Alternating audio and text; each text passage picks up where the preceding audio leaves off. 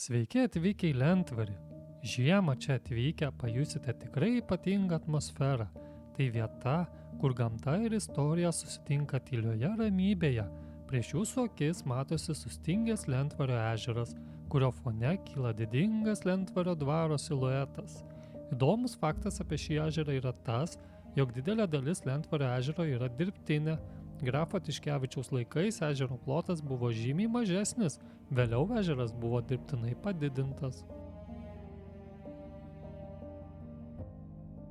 Kadangi šio dvaro gan didelė dalis apsupta vandens, tai čia atvykę iš Lentvario miestelio greičiausiai į dvarą patekti galite šiuo pastatytu tiltu. Menant ankstesnius laikus, kai pagalvoji, ogi kažkada čia iš šios rūmus pastatytų tuomet tiltų riedėdavo ir karietos. O atidžiau pažiūrėjus, po šio tiltu yra dar padaryta ir užtvanka, kuri reguliuoja, kiek vandens pratekėtų. Ir kitoje pusėje tilto matome štai tokį susiformavusi vandens telkinį. Taip pat prie šio tilto akį patraukia unikalūs stulpai. Jų dizainas tai neogotikos ir istorizmo elementų dermė, atkartojanti paties dvaro architektūrinį stilių. Tai ne šiaip atramos, o maži architektūros kūriniai, kurie jau nuo pirmųjų žingsnių praneša, jog įžengėte į aukščiausios aristokratijos valdas.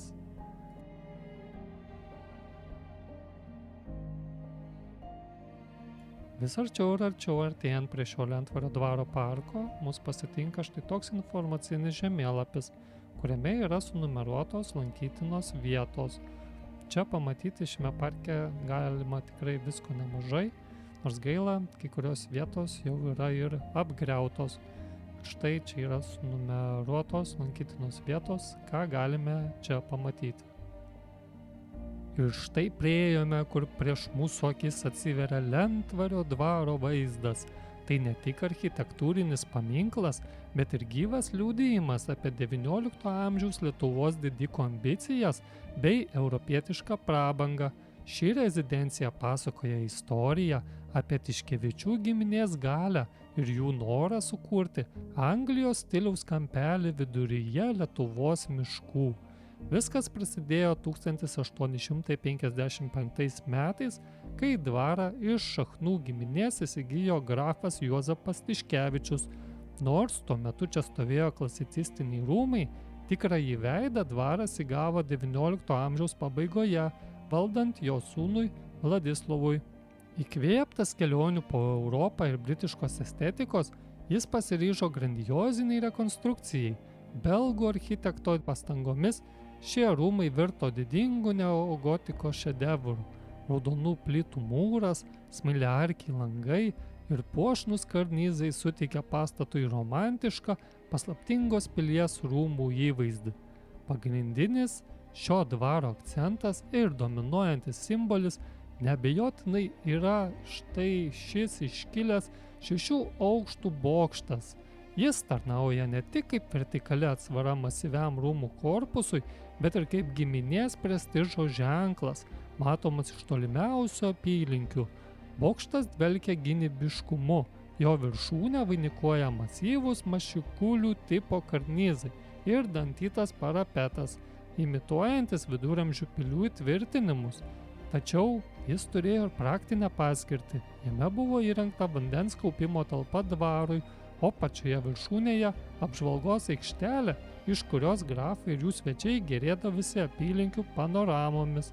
Šiuo metu šioje vietoje vyksta rekonstrukcijos darbai ir paskutiniais duomenimis šis dvaras priklauso verslininkui Ugniui Kiguoliui, kuris su ES lėšomis bando atgaivinti ne tik šios rūmus ir paversti juos vėl lankytinus žmonėms, o ir aplinkinius jau sugriuvusius pastatus. Šio dvaro magija niekada nesibaigė ties rūmų sienomis.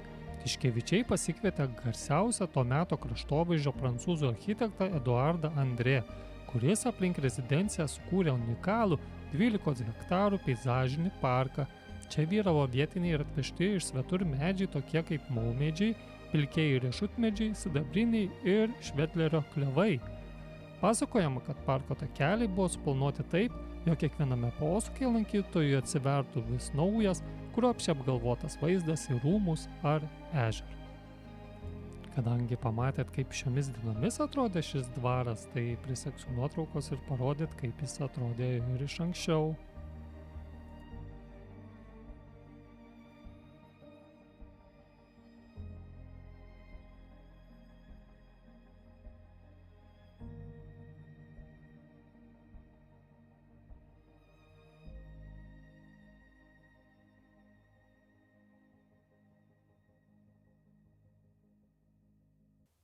O dabar gal kiek ir neįtikėtina dalis, bet ar žinojote, jog čia visai šalimais galim rasti ir kažkada šio dvaro buvusį administracinį pastatą, kur grafų Tiškevičių laikais buvo tvarkomi ūkio reikalai, o šiandien ši vieta yra apgyvendinta žmonių ir primena nedidelį daugiabutį. Visai šalia stūkso įspūdingas pilį primenantis pastatas, tai Lentvario dvaro arklidės. Tai vienas didžiausių tokio tipo statinių Lietuvoje, pastatytas XIX amžiaus pabaigoje. Kai pagalvoji, Tiškevičių laikais čia stovėjo geriausi žirgai, o viršutiniuose aukštuose gyveno dvaro tarnai. Šiandien arklidės yra virtusios unikaliu istoriniu gyvenamuoju pastatu. Žmonės čia kūrėsi butus buvusiose gardų erdvėse, o masyvios mūrinės sienos saugo jų privatumą. Tai vieta, kurioje prabangus grafų užmojai susidūrė su sovietmečio palikimu, kai dvaro pastatai buvo tiesiog skirstomi kvadratiniais metrais šeimoms.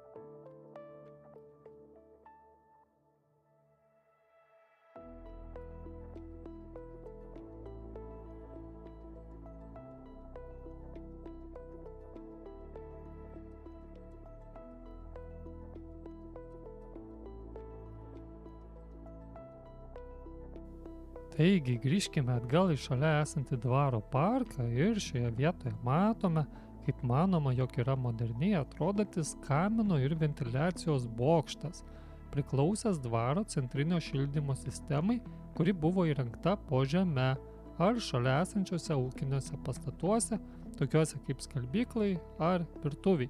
Kodėl toks dizainas? Tiškevičiai nenorėjo, kad paprastas dūmtraukis gadintų romantišką parko vaizdą, todėl jie aprengė neogotikiniu stiliumi, kad jis derėtų prie didžiojo bokšto ir rūmų aplinkos. O čia šalimais galima rasti dar vieną įspūdingą statinį. Tai pats ryškiausias statinys primenantis viduramžių tvirtovę. Jo paskirtis buvo kaip pagrindinis dvaro vandens bokštas, jo viršuje buvo įrengtas didžiulis rezervuaras. Vanduo į jį būdavo pumpuojamas iš šaltinių ar ežero, o vėliau veikiant savitakai, kitaip tariant gravitaciniai jėgai, vamzdžiais tekėdavo į dvaro rūmus, arklides, oranžeriją ir fontanus. Kadangi grafai Tiškevičiai mėgo estetiką, tai šio bokšto viršuje buvo įrengta ir dar viena apžvalgos aikštelė. Iš jos grafai ir jų svečiai gerėdavosi parko panorama ir ežero vaizdais. Ir dabar prieisime prie Lentvario dvaro parko vadinamosios grotos, kuri panaši į uolą, virš kurios eina tiltukas. Tai viena romantiškiausių ir paslaptingiausių vietų šioje vietovėje. Ji neatsirado atsitiktinai. Tai buvo kruopščiai apgalvotas prancūzų kraštovaizdžio architekto Eduardo André kūrinys, sukurtas XIX amžiaus pabaigoje, prie kurios dar sugrįšime, nes kol dar pilnai nesutemo, noriu dar jums parodyti čia tekantį upelį. Meistriškai išnaudojęs kalvotą reljefą, Andrė taip pat suformavo sudėtingą vandens sistemą su kaskadiniais kriokliais, dirbtinėmis grotomis ir akmeniniais tiltais, kurie dvaro apylinkes pavertė inžineriniu stebuklu.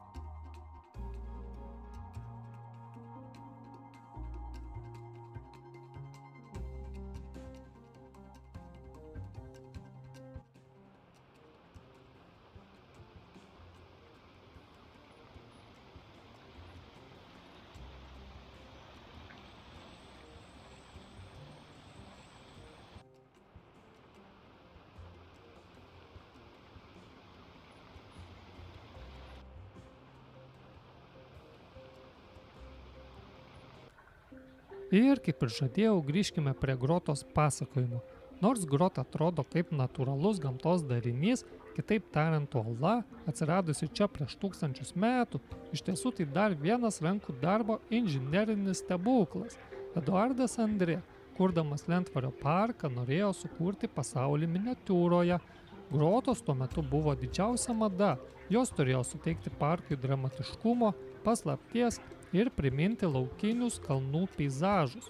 Įdomu tai, kad grota pastatyta ne vien iš natūralių riedulių, o buvo naudojamas taip pat ir betonas ir speciali technika, kuria ir buvo formuojamos šios uolų imitacijos, kurios vėliau dar ir apaugo samanomis, kad atrodytų kuo tikroviškiau. Karštomis vasaros dienomis grafai Tiškevičiai ir jų svečiai čia rasdavo prieglobstį nuo saulės, akmeninės sienos ir šalia tekantis vanduo sukurdavo natūralų atsivėsinimo efektą. Čia tekantis vanduo sukeldavo raminantį ošimą, tinkamą ir meditacijai. Šio dvaro etiketas buvo griežtas, o grota suteikdavo progą bent trumpam pasislėpti nuo smalsių kitų akių.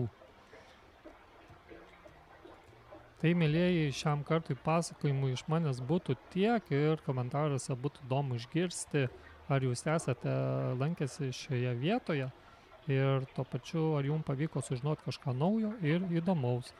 O jeigu nenorite praleisti ir sekančių serijų, bei tuo pačiu jums patinka žygiai su pasakojimais, rekomenduoju užsiprenumeruoti šį kanalą. Taip pat, jeigu buvo įdomu, tai rekomenduoju pažiūrėti ir pirmą seriją šios laidos, kur lankėmės Vievį ir pasakojama apie Šventos Onos bažnyčią bei ką galima rasti įdomaus aplink. Iki kitų kartų.